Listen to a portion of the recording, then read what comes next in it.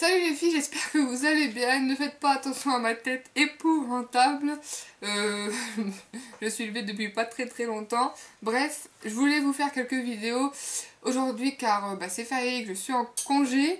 Quand je vois le temps dehors qui fait super gris, je me dis que il va faire nuit encore plus tôt. Alors on verra bien avec la luminosité, j'espère que ça ira. Bref, je vais vous faire une revue du fond de teint Fit Me de Maybelline, celui en stick. Je l'ai acheté lors d'un...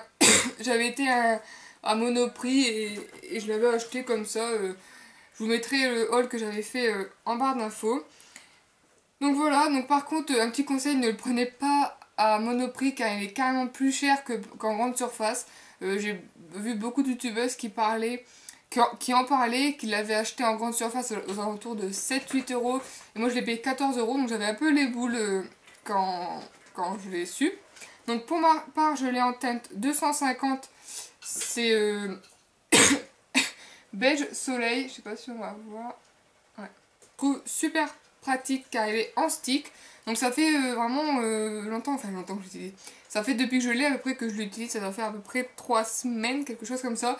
Donc par contre, voilà, je trouve qu'il descend quand même pas mal vite. Après ça dépend de combien on en met forcément. Mais je trouve le fait qu'il soit en stick super pratique, super... ouais, c'est rare, j'en connaissais pas du tout avant des fonds de teint stick, donc c'est super pratique je trouve. Moi je l'étale au pinceau et franchement c'est super.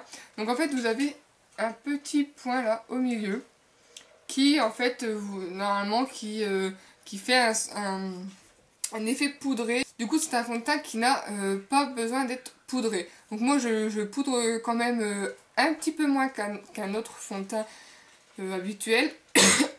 Mais je le poudre quand même un petit peu car voilà, j'ai beaucoup de mal à ne pas poudrer mes fonds de teint. J'ai toujours peur qu'il se bat ou autre. Donc voilà, qu'est-ce que je pourrais dire? Franchement je l'adore, c'est un super fond de teint. Il a une couvrance légère à moyenne qui est assez modulable, pardon. Mais vous n'aurez pas non plus une super couvrance de la mort quoi. Après moi je sais que j'en mets une couche et aux endroits que je souhaite avoir un peu plus de couvrance, j'en mets une petite autre couche. Et voilà, c'est super pratique. Et je l'aime beaucoup. Je pense que c'est un fond de teint que je pourrais racheter. Pas à Monoprix mais en grande surface. Mais au moins à Monoprix ça m'a servi de voir les swatchs car on peut les essayer quoi. Donc au moins du coup j'ai pu choisir ma teinte. Donc voilà, je vais passer tout de suite à l'application.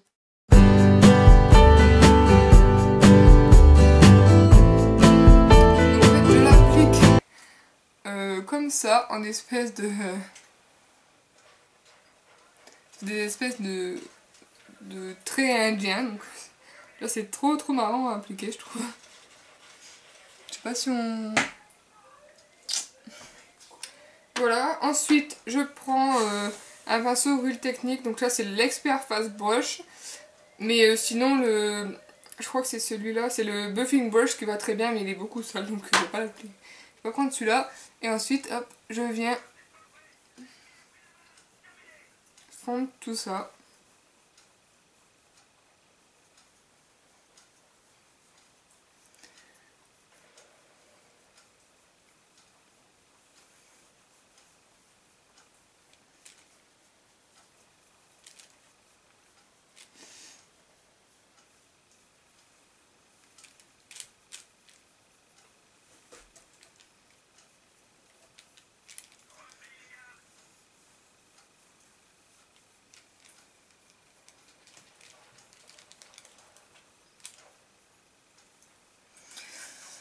Donc voilà, avec une couche, ce qu'on obtient. Donc moi je sais que...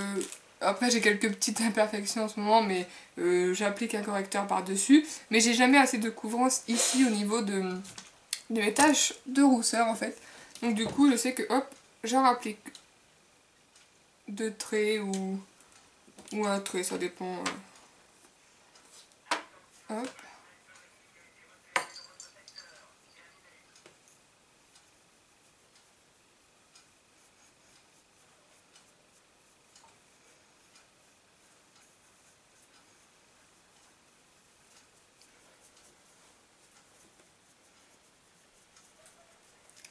Donc voilà, alors au toucher il est absolument pas collant, je veux dire vous faites ça, vous collez pas quoi, donc c'est pour ça qu'il n'a pas besoin en fait d'être poudré. Là, on a une légère couvrance mais je trouve que justement c'est un fond de teint qui ne se voit pas, qui est très léger mais en même temps qui couvre quand même un petit peu. Ensuite je vais venir utiliser le LC Mix, l'anti-cerne LC Mix de Bourjois en anti-cerne, oui forcément parce que c'est un anti-cerne, je suis pas réveillée. Hop.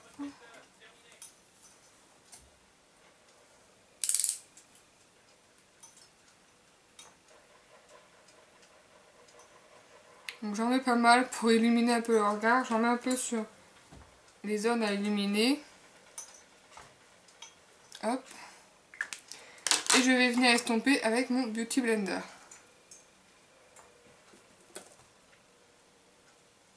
Hop.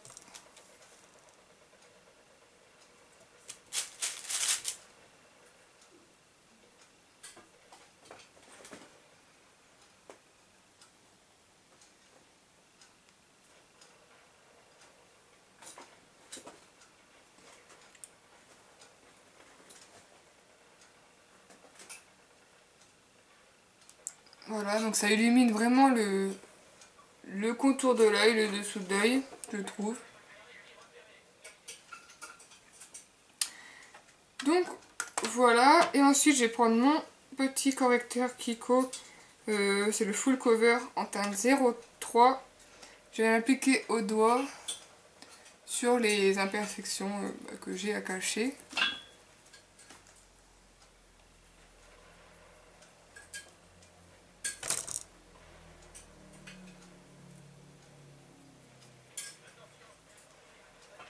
Hop. Et voilà, donc là j'ai un peu l'air cadavérique, j'ai l'impression à la caméra. Donc je vais poudrer quand même, comme je vous ai dit. Voilà, c'est surtout avec aussi l'anti-cerne qui a besoin d'être poudré. Sinon, si vous mettez que le fond de teint, il n'a pas besoin d'être poudré. J'utilise moi la poudre Soft Light Power de chez Kiko. Hop. Je tapote. J'en mets pas en dessous de l'œil. Je poudre pas en fait l'anti-cerne avec celle-là. Cette vidéo est catastrophique. Mais bon.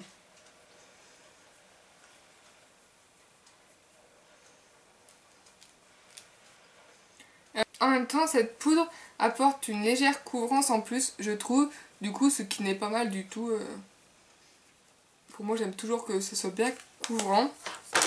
Et ensuite, pour l'anti-cerne et pour par-dessus, j'applique la HD de Make Up Forever. Donc voilà, et hop, je viens poudrer mon anti-cerne et mon œil en fait.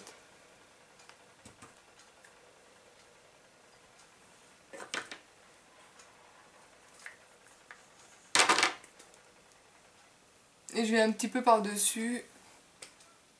Hop.